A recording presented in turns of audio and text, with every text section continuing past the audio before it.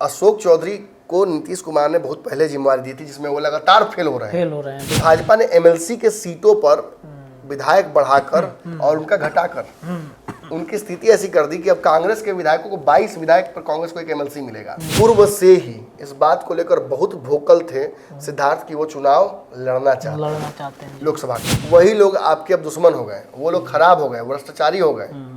और भाजपा जहां आप आए हैं आज से 2 दिन में, वहां के नरेंद्र मोदी आपके भगवान हो गए। पनोरमा ग्रुप, जो सोचता है वो करता है।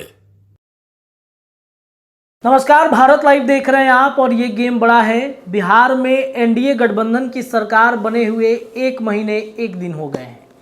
बिहार में सरकार तो बन गई है, लेकिन जो सियासी ड्रामे हैं वो काफ़ी ज़्यादा सक्रिय हो चुके हैं। सियासी ड्रामे तब भी उत्पन्न हुए थे जब फ्लोर टेस्ट होना था। नीतीश कुमार महागठबंधन छोड़ के एनडीए की तरफ आ रहे थे। तेजस्वी यादव लगातार ये बात कह रहे थे कि असली खेला तो अब होगा, लेकिन उनको क्या पता था कि असली खेला तो बीते दिनों विधानसभा के अंदर भारतीय जनता पार्टी उनके साथ कर देगी। यानी कि जैसा कि आपने देखा होगा कि 12 फरवरी को जब फ्लोर टेस्ट था तो 3 विधायक आरजेडी के जदयू के पाले में जाकर बैठ गए। तो वहीं अब 2 दिन पहले की घटना है जब महागठबंधन से 2 कांग्रेस के और 1 राजद के विधायक भारतीय जनता पार्टी के साथ आकर जुड़ गए हैं। लेकिन सवाल ये नहीं है कि दोनों आके बैठ गए हैं, भारतीय जनता पार्टी के विधायकों की संख्या ज़्यादा हो गई है। सवाल ये है कि उनके आने से क्या फ़ायदा होने वाला है। तो इसीलिए गेम बड़ा में हम चर्चा करने के लिए बैठे हुए अपने संपादक नमन मिश्रा सर के साथ कि कांग्रेस के 2 एमएलए तोड़ना बीजेपी को पड़ा है महंगा, भाजपा को हो गया 2 सांसदों का नुकसान, 1 एमएलसी बढ़ाने के चक्कर में हुआ बड़ा कांड। कई प्रश्न हैं इस टाइटल में, एक एक करके उन प्रश्नों का जवाब लेंगे कि सर, भारतीय जनता पार्टी ने तो अपनी मजबूती की है, कांग्रेस के विधायकों को बुला करके, नुकसान कहाँ पे है? देखिए, नुकसान तो होगा ना। अब लेके किसी को आए हैं आप, जनप्रतिनिधि को, वो विधायक थे, जीते हुए विधायक थे, उनका टिकट कोई कांग्रेस थोड़े काटने वाली थी। तो आपके पास आए हैं क्यों? कुछ लोग कहता है पैसा ले लिया, कुछ लोग कहता है ये ले लिया, वो ले लिया। लेकिन ऐसा थोड़ी है कि मैंने सिद्धार्थ जो विधायक उनके पास पैसे की कमी है। जी जी जी। मुरारी गौतम का भी मैंने मुझे नहीं लगता कि वो मोटिवेशन पैसा ही होगा। राजनीति में मोटिवेशन पद होता है, पैसा खर्च करके लोग पद लेते हैं जी। तो ऐसी स्थिति में मैंने छोटा सा विधायक के चुनाव में भी आप देखते हैं कितना करोड़ों खर्चा हो जाता है। सांसद का तो हम चर्चा नहीं करेंगे क्योंकि वो हमारे आपके बजट के बाहर है, सुनेंगे तो सब सकता है बेहोश हो जाए, इसलिए हम आपको नहीं उस स्थिति में डालेंगे। तो कहीं ना कहीं ये दोनों विधायक जो हैं, आई तो राजद की विधायिका है, लेकिन उनको क्या मिलता है, उनका क्या अंडरस्टैंडिंग है उधर है। लेकिन कांग्रेस के विधायक को जब आप तोड़ के लाते हैं तो निश्चित तौर पर एक बड़ा सवाल खड़ा होता है कि इनकी महत्वाकांक्षाएं ऐसी क्या हैं जो आपकी पार्टी पूरा करेगी। देखिए, विचारधारा मोदी जी का पसंद आ गया, सम्राट चौधरी का नेतृत्व पसंद आ गया, उस तरफ धोखेबाजी हो रही थी, भ्रष्टाचार हो रहा था, फलना था, ढिमका था, सब सेकेंडरी है। भाजपा में आने के बाद आपके सारे पाप धुल जाते हैं और आप सबसे पाक साफ हो जाते हैं। सारी पुराना काम जो है आपका खत्म हो जाता है, सारे रिश्ते समाप्त हो जाते हैं पुराने। जिन लोगों के साथ कल तक बैठ रहे थे, खा रहे थे, पी रहे थे, एंजॉय कर रहे थे, हैदराबाद बनारस जा रहे थे, वही लोग आपके अब दुश्मन हो गए, वो लोग खराब हो गए, भ्रष्टाचारी हो गए। और भाजपा जहां आप आए हैं आज से 2 दिन में, वहां के नरेंद्र मोदी आपके भगवान हो गए। उनसे बड़ा कोई नेता, उनसे कोई भयंकर कोई नेता ही आज तक नहीं हुआ। आप किस पार्टी को छोड़कर आ रहे हैं? जहां का लेगेसी गांधी, नेहरू और इंदिरा का है, और आप कहाँ आए हैं? जहां का लेगेसी रहा अटल बिहारी वाजपेयी, उनके बाद फिर जो उनके सबऑर्डिनेट थे जी, अडवाणी, फिर उसके बाद आप मुरली मनोहर जोशी और फिर नरेंद्र मोदी, और बीच में बहुत सारे लोग। जो भाजपा थी और जो भाजपा आज है, दोनों में कितना अंतर है ये सब जानते हैं। बिल्कुल बिल्कुल। आज भाजपा कंप्लीटली एक कम्युनल चेहरा भाजपा को बना दिया गया है, भाजपा की पार्टी को, और पोलराइजेशन पॉलिटिक्स में नंबर 1 बताया जाता है पूरे दुनिया भर में। तो ऐसी स्थिति में कहीं ना कहीं ये आरोप हम नहीं लगा रहे हैं, मतलब ये आरोप लगते हैं भाजपा पर। और उस पार्टी में आप आए हैं तो निश्चित तौर पर बहुत कुछ दाव पर लगा कर आए हैं। क्षेत्र की जनता को भी जवाब देना पड़ेगा। अगर ऐसी परिस्थितियां बनती हैं तो बनती क्यों है? निश्चित तौर पर मोटिवेशन होगा। और जहाँ तक हमें जानकारी प्राप्त है, हम ये जानते हैं कि सिद्धार्थ जो एमएलए हैं कांग्रेस के, वो दरअसल पाटलिपुत्रा सीट से चुनाव लड़ना चाहते हैं। वो अच्छे से जानते हैं कि ये सीट कभी भी महागठबंधन में कांग्रेस के पक्ष में नहीं जाएगी। इसका एक बहुत बड़ा कारण मीसा भारती है। मीसा भारती इतनी बड़ी वहाँ पे प्रत्याशी है, इतना उनका मजबूत वजूद है वहाँ पर कि दूसरे किसी के लिए संभावनाएं कालांतर तक नहीं है। इनफैक्ट राजद के लोग ही, चाहे भाई बहन हो या कोई हो, उनके लिए भी संभावना नहीं बन पाती है। काफी मार्जिन जो है सर वोटों का, वो रामकृपाल यादव या फिर महागठबंधन से काफी कम रहता है मार्जिन जीत हार का। तो इस तरफ जब देख लिए कि नहीं हो पा रहा है तो उसी तरफ न जाएंगे। अब आप कहिए कि रामकृपाल का कैसे काट दीजिएगा। देखिए, रामकृपाल का सर्वे जो आ रहा है, रिपोर्ट्स अलग अलग जगहों पर, कई जगहों पर बड़ा कमज़ोर सर्वे आ रहा है। हालांकि वो यादव समाज से आते हैं, यादव समाज के प्रति भाजपा ने नया प्यार उमड़ा है भाजपा का, और वो नहीं चाहेगी कि डेंट लगे। लेकिन इस क्षेत्र में ब्राह्मण, यादव और भूमिहार समाज की एक बहुलता है, बिल्कुल, जिसका उपयोग कई विधानसभाओं में अच्छा से करती आई है भाजपा। और अगर ऐसी परिस्थिति बनती है कि यहाँ पर रामकृपाल की जगह कोई और को टिकट दिया जाए, या मान लीजिए मोदी जी ही चाहते हैं कि भाई इस एज ग्रुप के लोगों को हटाया जाए, खबर आ रही है कि बक्सर से भी पता कट सकता है, कई और जगहों पता कट सकता है, तो ऐसा तो नहीं कि वो रिप्लेसमेंट के तौर पर भाजपा ने इन्हीं को चुन लिया। देखिए, जो भी हो, इतना तय है कि पूर्व से ही इस बात को लेकर बहुत वोकल थे सिद्धार्थ की वो चुनाव लड़ना चाहते हैं लोकसभा का। और संभावनाएं इस तरफ बिल्कुल नगण्य थी, तो संभावनाएं उन्होंने तलाश ली। वो नहीं गए हैदराबाद, वो जो उस दिन वोटिंग होना था उस दिन वो बैठे रहे कांग्रेस की तरफ। लेकिन इतना जान लीजिए कि अगर उस दिन भी तो सर साइलेंट वोटिंग हो जाता जी, उस दिन साइलेंट वोटिंग हो जाता तो कई लोग क्रॉस वोटिंग कर देते हैं, और फिर आपके लिए बड़ा मुश्किल हो जाता पता लगा पाना। कौन कांग्रेस के अपने विधायकों को बचाना भी मुश्किल हो जाता।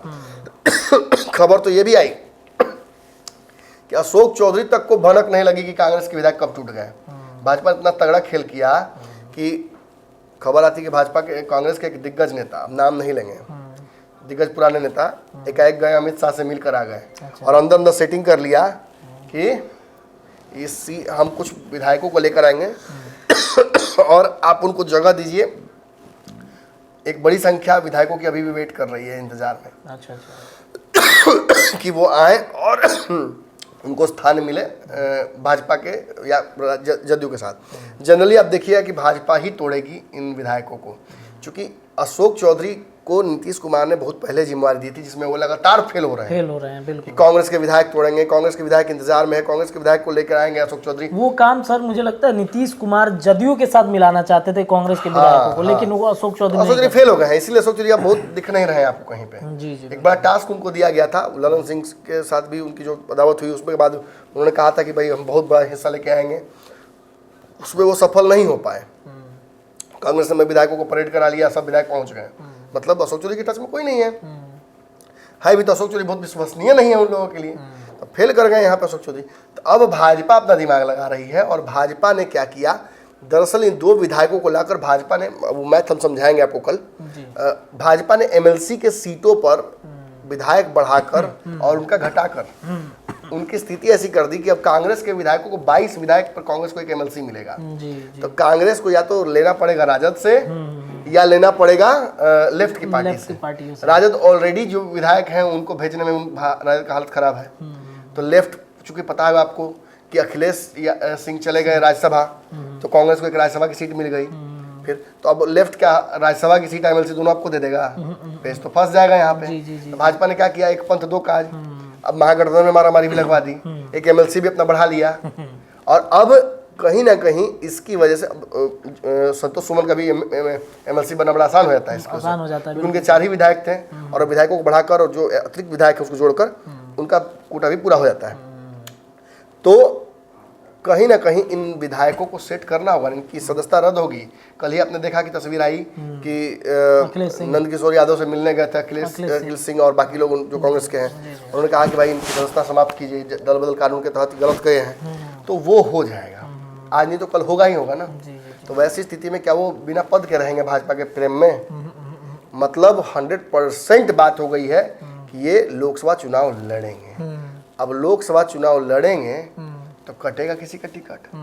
मतलब राम कृपाल के सीट पर तलवार लटक गई, सिद्धार्थ वहां से चुनाव लड़ रहे हैं। बाकी लोग जो अब बची बात दूसरी मुरारी गौतम की। तो मुरारी गौतम जिस क्षेत्र से आते हैं चेनारी सासाराम की सीट है जी। सासाराम सीट रिजर्व है। सासाराम सीट पर समस्या क्या था कि जब भी सासाराम सीट का नाम आएगा तो यहाँ मीसा भारती थी पाटलिपुत्रा में, वहाँ मीरा कुमार है। मसे मीसा मसे मीरा। और राधा से नहीं फंसी है तो मीरा से फंस जाइएगा वहाँ जाकर जी। वहाँ पे फंस जाएगा आपका जी। और वहाँ पे मीरा कुमार का इस सीट पर आंख मूंद कर चलता है। वो जिसको कहा कुछ भी हो वहीं से लड़ेंगे चुनाव। कांग्रेस में जो कद है उनका वो राहुल गांधी की बुआ का है। अब इम्पॉसिबल है वो सीट काट पाना और हर बार वो चुनाव लड़ती है, तो यहाँ से किसी भी विधायक के लिए कभी संभावना है नहीं। एक तो रिजर्व सीट है तो कई विधायकों का तो ऑटोमेटिकली डिस्क्वालीफाई होता है। लेकिन मुरारी गौतम आते हैं उसी समाज से, तो बड़ा आसान हो जाता है इनके लिए यहाँ से दावेदारी करना। लेकिन इस सीट पर छेदी पासवान है और मैंने छेदी पासवान को थम्स अप दिया था अश्वत्थामा वाले विश्लेषण में, ऑटोमेटिकली उनका थम्स डाउन हो जाता है। तो मुरारी गौतम को अगर दोनों में से मान लेते हैं कि कायदे से तो भाजपा दोनों को बुलाई तो दोनों को कुछ देना पड़ेगा, लेकिन अगर वर्स्ट केस में एक को भी देती है तो सिद्धार्थ का तो मामला सेट लग रहा है। रही बात मुरारी गौतम की, छेदी पासवान का भी एज वाला फैक्टर हो सकता है और कहीं ना कहीं इसकी वजह से ये लगता है कि यहाँ से भी पत्ता साफ है। दो को सांसद आपका घट रहा है ना जी। मैंने घट क्या रहा मतलब इन द सेंस की मतलब दो आपके स्थापित लोगों को आपको हटाकर टिकट देना पड़ेगा इन लोगों को, और ये भी एक एडजस्टमेंट विद इन एडजस्टमेंट है। ये भी एक लड़ाई है और जल्दी जल्दी भाजपा चाहती है कि सब स्थापित करके, और मुझे लगता है कि अब तो 22 तारीख को तो नहीं हो पाया, मुझे लगता है कि 5 से 10 के बीच में, 5 से 10 में ज़्यादा बोल रहा हूँ, मुझे लगता है 8 से 10 के बीच में सीटें लगभग आपको स्पष्ट तौर पर एनडीए के सामने आ जाएंगी। क्योंकि 12 तारीख के बाद या 13 तारीख के बाद आचार संहिता भी मुझे लगता है लागू हो जाएगा, तो इस वजह से शायद 10 दिन का समय अब बचा है हमारे पास, तो इस आधार पर यही कहीं ना कहीं होते हैं, मुझे नजर आ रहा है। चलिए तो देखिए किस तरीके से विधायकों को तोड़ जोड़ की राजनीति करके भारतीय जनता पार्टी ने क्या गेम खेलना चाहा है। गेम बड़ा में हमारे संपादक ने आपको समझा दिया। फिलहाल इस खबर में इतना ही, लेकिन चर्चाएं लगातार दिन भर जारी हैं। जुड़े रहिए हमारे चैनल के साथ। धन्यवाद। पनोरमा ग्रुप, जो सोचता है वो करता है। अगर ये वीडियो पसंद आई और वह बिहार के राजनीति और बिहारियत से सरोकार रखेनी तो सब्सक्राइब बटन दबा के चैनल के सब्सक्राइब कर ली। ओजे एगो घंटी बा, ओकरा बटन दबा देला से कुल सटीक और मारक खबर रुआ मुफ्त में मिल जाई। अगर रुआ पत्रकारिता के हमनी के नया प्रयोग में सहयोग कर चाहतानी तो ज्वाइन बटन दबा दी। पेटीएम नंबर नोट कर ली 9386816700। धन्यवाद।